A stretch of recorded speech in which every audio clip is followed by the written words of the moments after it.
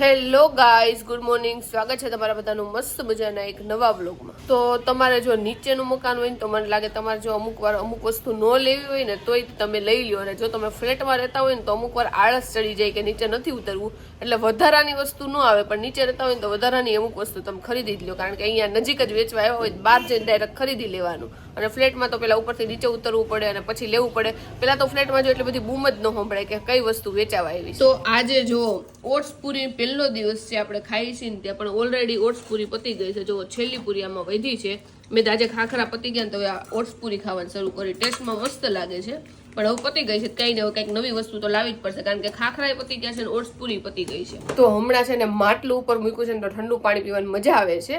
અમે છે ને રોજ રાતે જ છે ને ભરી નાખી માટલું, એટલે સવાર થતા એકદમ ઠંડુ થઈ જાય. પણ મેં કીધું કાલે હજી છે ને થોડું ઘણું નહીં પણ વધારે પાણી પડ્યું રહ્યું હતું, એટલે મેં કીધું અત્યારે નથી તો સવારમાં ધોવું, તો આજે સવારમાં ધોયું છે, એટલે આજે મને લાગે થોડું ગરમ પાણી પીવા મળશે આખો દિવસ. તો જો 11:30 થઈ ગયા છે અને રસોડામાં આપણે આવી ગયા છીએ. રસોઈ કરવાનો ટાઈમ થઈ ગયો છે, પણ જો હજી પ્લેટફોર્મ એકદમ ચોખ્ખું છે, આપણે બગાડવાનું છે. પણ આજે મારો વિચાર છે કે 2-3 આઈટમ નથી કરવી, બધાને ભાવતી હોય ને કોમન એવી એક જ વસ્તુ આજે આપણે કરવી છે. પ્રોબેબલી બધાને ભાવતું એવું શાક ને રોટલી આપણે કરશું, કારણ કે અમુક શાક નીરવને અને મનનો ભાવતા હોય, અમુક પપ્પાને મમ્મીને નો ભાવતા હોય, તો હવે જોઈએ કયું શાક કરીશું. અને મને છે ને ડેઈલી 2-3 વસ્તુ કરવાનું હોય તો કંટાળો નથી આવતો, પણ ખબર નહીં ગઈકાલ રાતે મને કંટાળો આવતો હતો ને આજે મારી એવી જ ઈચ્છા છે કે 2-3 વસ્તુ નથી કરવી. અમુક દિવસ એવો હોય જ્યારે તમને બહુ બધી વસ્તુ કરવાની ઈચ્છા ન હોય, ને અમુક દિવસ હોય જ્યારે તમને એમ થાય કે ના આજ તો સારું જ ખાવું છે, ભલે 3-4 વસ્તુ બનાવવી પડે. જો ભાઈ પાછી બપોરની રસોઈ ચાલુ થઈ ગઈ છે. મેડમ શું છે આજે જમવામાં મેનુ કહી દે મને. આજે જો બટેકાનું શાક બનાવું છું, અને બટેકાનું શાક જેવું મને ભાવે ને એવું બનાવું છું. બાકી પપ્પાને વધુ છાલ વાળું ભાવે ને તો મોસ્ટલી અમારે ઘરે છાલ વાળું બટેકાનું શાક હોય, પણ ખબર નહીં આજે મને છે ને મારું ફેવરિટ લાઈક ટમેટા અને પછી લીલો લીમડો ને આવું મરચું ને એવું નાખીને છે ને શાક ખાવાની ઈચ્છા થઈ, તો જો આપણે ઈ ટાઈપનું આજે શાક બનાવીશું. ઓકે, બટેકાનું શાક, રોટલી અને છાશ એમ ને? હા, અને ઈ મારી રીતનું બટેકાનું શાક. અને જાડુ હુકામ આજે એક્સાઇટેડ છે તમને કહું, એનું એક ફેવરિટ વસ્તુ છે રસોડામાં પડ્યું છે, અને એ છે સાબુદાણાનું ખીચું. સાબુદાણાનું છે ને? સાબુદાણાનું ખીચું છે. સામે વાળાએ પાપડ કર્યા છે ને તો મમ્મી ત્યાં બનાવવા ગયા છે કે ખીચું લઈ જાય, એટલે જો હું ખીચું લઈ આવી છું, અને હમણાં વિચારું છું શાક વઘારી અને પછી રોટલીનો લોટ બાંધીને શાંતિથી બેઠી બેઠી પંખા નીચે ખાવા. જાડુને છે ને આ સાબુદાણાનું ખીચું હોય, બાફેલી વેફર હોય, એટલી ભાવે ને કે વાત જવા જો. આની માટે તેને જોરદાર ક્રેવિંગ થાય કા? બહુ ભાવે મને. હમણાંથી તો કેટલા દિવસ રોંઢે છે ને બટેકાની બાફેલી વેફર ખાવાની ઈચ્છા થાય છે, પણ પાડતી નથી રોજ, પછી ભૂખ જેવું ન હોય ને એટલે, પણ હવે એકાદ દિવસમાં પાડીને ખાવી છે. જો ભાઈ પાડોશીએ બનાવ્યું છે ને તો કામ થઈ ગયું. તો આપણી રોટલી હજી બાકી છે, પણ હજી ટાઈમ છે આપણી પાસે. તો જો આપણે ખીચું લઈ લીધું છે ખાવા માટે, અત્યારે ગરમા ગરમ છે. જો કે સાબુદાણાનું ખીચું તો ગરમ એટલું ભાવે, અને પડ્યું રહ્યું હોય ને ફ્રીજમાં મૂક્યું હોય ને તો ઠંડુ એટલું ખાવાની મજા આવે, પણ અત્યારે આવ્યું છે ને એટલે આપણે ખમી ન હોય કે એટલે જો ફટોફટ ખાઈ લઈએ. જો અમારા પાડોશી વસંત માસીએ સાબુદાણાનું ખીચું બનાવીને જો પાપડ બનાવે છે. વસંત માસી કેટલા બનાવવાના છે? 2 કિલો સાબુદાણા બાફા છે, 1.5 કિલો બટેકા બાફા છે, જેટલા થાય એટલા. ઓકે, જો આખો પટ્ટો જો ભરી દેવાનો છે, અને મમ્મી અહીંયા હુકવેશ કા જો પાપડ પાડે છે. વસંત માસી કેસ ખાવા હોય તો હાલો બધાય. જો આ બધું ચાલુ થઈ ગયું માસી ખાવાનું કા?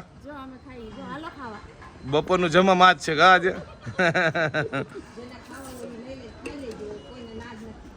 બધાની છુટ્ટી છે. જો ભાઈ અત્યારે વાગ્યા છે બપોરના 12 અને અમે છે ને એપ્રોક્સ 12:30 જમવા બેસીએ છીએ, અને અહીંયા એક શખ્સ દેખાડું જે ઝાપટા ઝાપટી બોલાવે છે, ખીચુની મોજ પડી ગઈ છે. પાડોશી અમારે સાબુદાણાના શું કે પાપડ બનાવે છે ને આમને મેળ પડી ગયો છે કા? હાલો બધા સાબુદાણાનું ખીચું ખાવા. મને લાગે છોકરીઓને ખાસ કરીને બહુ ભાવતું હશે. એવી કોક જ છોકરી હશે જેને ખીચું, પછી લાઈક આપણે ખબર છે ચોખાના પાપડ કરી તો મને ઈ ખીચું ભાવે, આ ખીચું ભાવે, અને બટેકાની પતરી તો મને સૌથી ફેવરિટ છે. ખીચું હોય, પછી કોઠાની ચટણી હોય, પછી ખાટી આંબલી હોય. આંબલી બધી છોકરી બહુ ખાવ. હું નાની હતી ને ત્યારે ખાતી, પણ હવે ખબર નહીં હું નથી ખાતી. આંબલી તો પેલા લાઈક ઘરમાં પડી હોય ને ચટણી બનાવવા પેલા ઘરમાં રાખતા ને હજી જોકે રાખે છે, તો હું ત્યાંથી ચોરી ચોરીને ખાધા રાખતી, એટલી હું આંબલી ખાતી. ને હવે હું નથી ખાતી, હાવ ખબર નહીં બહાર તૈયાર આવે ને કોક વાર ખાવ, બાકી નથી ખાતી. મારા દાંત અંબાઈ જાય છે.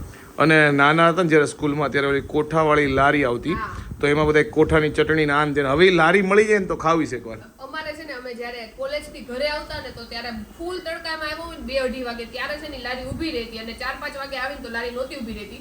તો એ તડકામાં આવવાનું ને તો હું અને મારી ફ્રેન્ડ બે એક્સાઇટેડ હોય કે છે ને આપણે ફટોફટ જો તડકામાં જાવું ને તો છે ને કોઠાની આપણને લારી મળી જાય, ત્યાંથી અમે કોઠું અને કોઠાની ચટણી લઈને. તો અત્યારે થયો છે રોંઢો, અને આપણે અત્યારે બનાવીએ છીએ જો ભાઈ લીંબુ સોડા. જો કે આનું નામ લીંબુ સોડા છે ને, લીંબુ જલજીરા જીરા સોડા. કારણ કે સાદી સોડા છે અને આપણી પાસે જીરા સોડા ઘરે પડી છે, તેમાં લીંબુ અને જલજીરા નાખી પી લઈએ. જો ભાઈ આપણો પ્લાન છે ને ચાલુ થતા પહેલા જ બંધ થઈ ગયો. અંદર આપણે નાખ્યું છે લીંબુ, પણ ઘરમાં છે ને જલજીરા જ નથી. રૂપિયાવાળું પેકેટ આવે ને જલજીરા જ નથી. તો હવે આપણે ડાયરેક્ટ નાખી દઈએ દાવતની જીરા સોડા, કારણ કે સાદી તો છે નહીં, અને લીંબુ જીરા સોડા પી લઈએ. તમે લોકો ઘરે એકવાર ટ્રાય કરજો, મસ્ત લીંબુ જીરા સોડા ભાઈ, જોરદાર ટેસ્ટ હતો. જો કે આપણે આમ શું કે મસાલા સોડા જેવો ટેસ્ટ હા, પણ જીરા સોડામાં લીંબુ નાખો ને જે ખટાશ પકડે ને મજા આવી. તો નીરવ છે ને હવે એને કંઈક નવું બનવું છે, એટલે નીરવનું એવું કેવું છે કે આ ટાઈપનું પેન્ટ હોય ને ઈ નીરવને છે ને હવે પહેરવું છે. જો નીરવ તું આવું પેન્ટ પહેરતો હોય ને તો મને અગાઉ કહી દેજે, હું તારા કઈ બહાર નહીં આવું. હું ખુદ આવું ન પહેરું, પણ આ પેન્ટ જો નીચેથી જો કેવું લાગે, 3 જણા હમાઈ જાય ને એવડું પેન્ટ છે. તારે તો પહેરવું જ હોય તોય પણ નહીં મારે, હું તો આવ સાદો પહેરવું હોય તો કહી દેજે, હું આરે નહીં આવું. તો હું બહુ સાદો. તો નીરવ રીલ જોવે ને એમાં તો મને બિલકુલ વાંધો નથી, પણ જેટલી વારી રીલ જોવે ને એ છે ને 500 વખત મને બતાવતો છે, આ જોતો પાયલ, આ જોતો પાયલ, તું જો મને ન બતાય હું કંટાળી જાઉં. અને એ 500 રીલ માંથી 499 રીલ છે ને છોકરીઓની હોય. મારા ફીડમાં છોકરીઓ તો હું કરું, જો આ કેવી ડાન્સ કરે, જો છોકરીઓ ગરબા રહે છે. જો કે એટલે જેટલી હારી હારી છોકરીઓ હોય ને બધી નીરવના અકાઉન્ટમાં તો આવતી જ હોય. એક ખાલી હું જ ન આવે, બાકી બધી છોકરીઓ આવે. કે મારું ઘરનું પ્લેટફોર્મ થોડું ઇન્સ્ટાગ્રામ બતાવી જોયા રાખું, પણ જે જોતા હોય એ આવે બધું. અમારામાં કઈ આવી નહીં છોકરીઓ. ગરબા ને એવું બધું આવે. ગરબા ને તો ગરબા તો છોકરા લે છે, તો છોકરા કેમ ન થાય? હવે ઇન્સ્ટાગ્રામમાં જો તું આવતી હોય તો મારે ઇન્સ્ટાગ્રામ બંધ કરી દેવું પડે. મેં તને એક રિપ્લાય મોકલો તો હજી એનો તે રિપ્લાય પાછો મને નથી મોકલો સ્ટોરીમાં. રિપ્લાય મીન્સ હા, તે સ્ટોરી મૂકી હતી તો મેં એનો જવાબ તને આપ્યો તો, પણ તે તો જોયો જ નથી જવાબ. કાઈ નહીં, વાંધો જોઈ લઈશું. ક્યારે? કાલ 24 કલાકમાંથી વહી જાય તાર સ્ટોરી. એટલે 24 કલાક સુધી નથી.